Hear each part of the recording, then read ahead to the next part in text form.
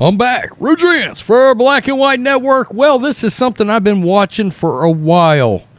Why? Because I covered the BLM and Antifa riots quite a bit in Portland back 2 years ago on this channel. A lot of video, Andy No coming out of there. Radical mayor up in Portland, Ted Wheeler, funded by George Soros. And, of course, that was a very radically liberal area, at least so we thought. But maybe laying in the weeds, there were actually a lot of conservatives and a lot of Republicans that were like, man, we don't like the direction this is going for our area. Not to mention all the many businesses that were destroyed up there. Okay, all the while, law enforcement was, of course, being defunded, not supported, and if somebody was arrested, they were just turnstiled right back out on the street.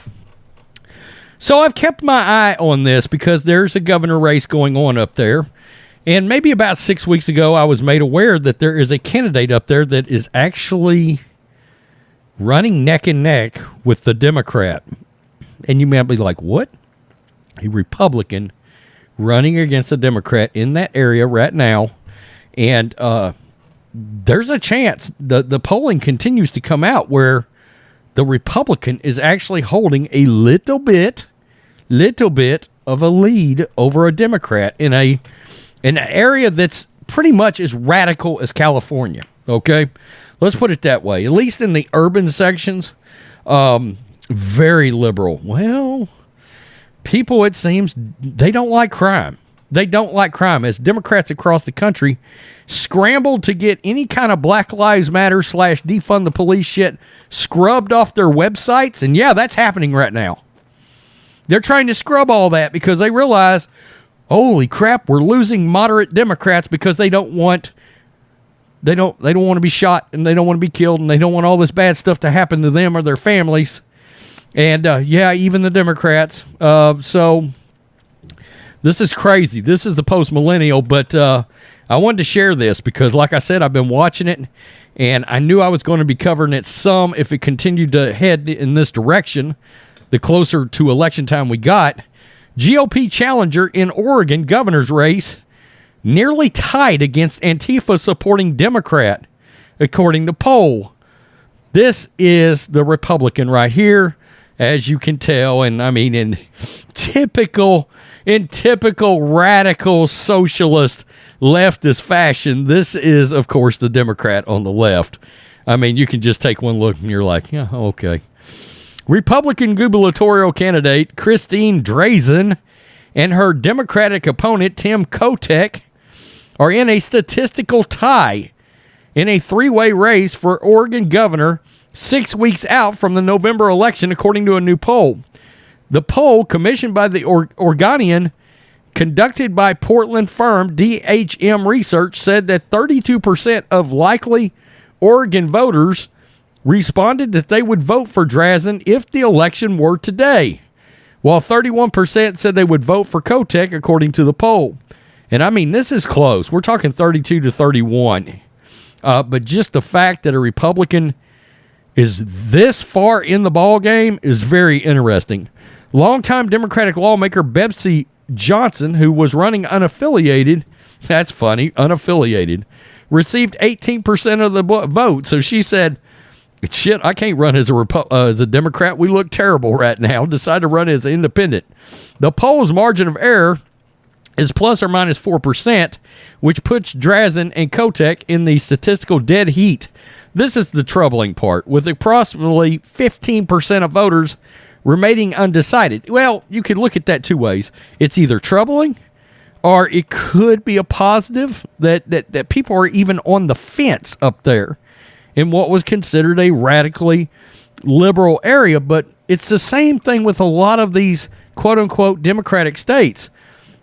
Your radical liberal socialists are in the urban areas, and when you get outside the big city, wow, it's Trump country. That's right.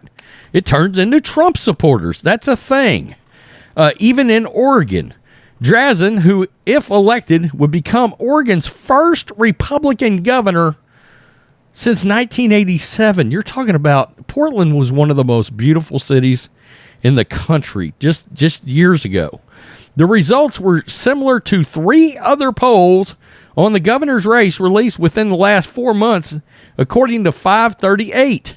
The most recent poll conducted by Clout Research in August showed Drazan leading Kotek 33% to 32%, with Johnson trailing at 21%.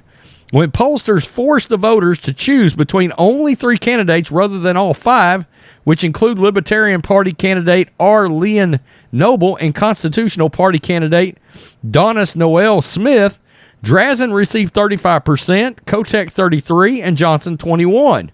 12% remain undecided. 18% of the voters told pollsters that they had a very positive opinion of Drazan, with another 18% saying they had a somewhat positive opinion of her. Approximately 27% said they didn't have an opinion of Drazan, period, I guess. In July of 2020, after more than 24 protesters were arrested on charges of including disorderly conduct, interfering with police officer, riot, and assault on an officer in Portland, Kotek, who at the time was an Oregon House Speaker, condemned the police response, and in a letter to Democratic Mayor Ted Wheeler, Kotek called the officers' actions, quote, unacceptable for doing their job. Oh, and this is what she said about Kyle Rittenhouse. A white teen, Kyle Rittenhouse, armed himself, crossed state lines, and killed 2 people. I'm outraged by this verdict and deeply concerned about the dangerous precedent it perpetrates in the country. What? It's self-defense? That you're worried about self-defense? Okay. Her legislative directive was arrested along with 58 others by the Portland police that September for rioting and charged with interfering with police officer. Kotek was a supporter of the defund the police movement before moderating her stance for the race of the governor's mansion. That is the thing, okay? And, of course, there's some of the stuff like I covered right there. Arrested at Portland Antifa riot, blah, blah, blah. Andy again, Portland Antifa firebombs, yeah.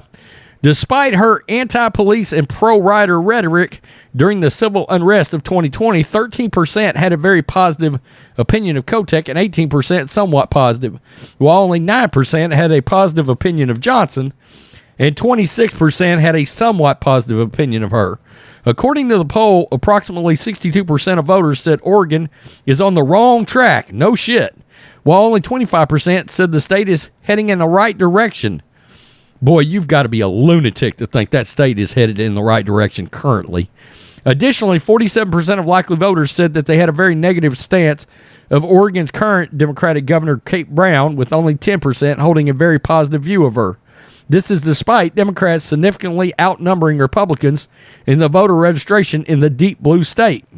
Drazan has gained traction in the race due to significant dissatisfaction in the direction the democratically controlled state is going. Yeah. I mean, the people are tired of watching their back when they're walking outside of their house. You know, they're thinking, man, we used to go downtown all the time, and now downtown is gone. Like it's burnt to the ground, essentially. I mean, it's just scorched earth. It's like, you know, They Live with Rowdy Roddy Piper down there, okay? Dawn of the Dead, The Walking Dead, all right? I mean, that's what that scene looks like at the end of all, you know, Antifa doing their thing, and the BLM, let's not let them off the hook, doing their thing down there. Businesses have been destroyed. I mean, if you're a business owner in Oregon, why would you ever vote Democrat? Because they don't have your back. They'd rather have the back of the criminal than you. Think about that a minute, okay? Yeah, I don't know. I think this is that's the voters telling you exactly what I think. A lot of these people that are trying to, so many Democrats are trying to back off we always supported the police. No, you didn't. No, you didn't.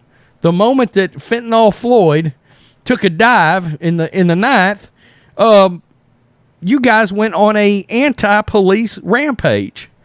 And so much destruction happened across this country.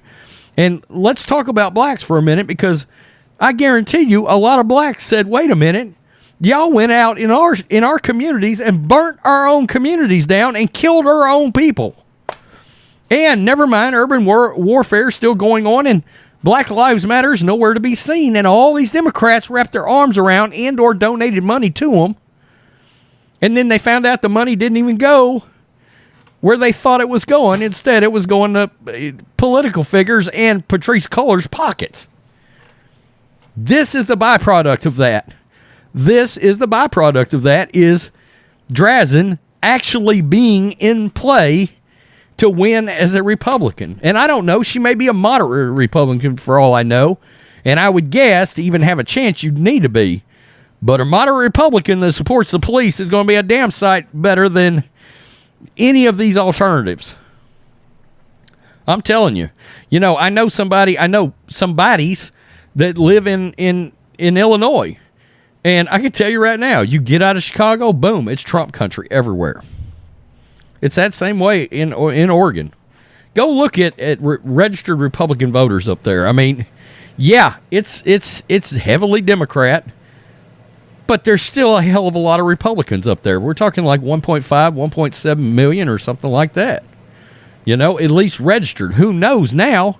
Because there's been so many flopping from Democrat voters over to Republican. Literally changing sides. I'm just saying. Peace. I'm out. Make sure you subscribe on podcast. Subscribe here, hell. Till next time.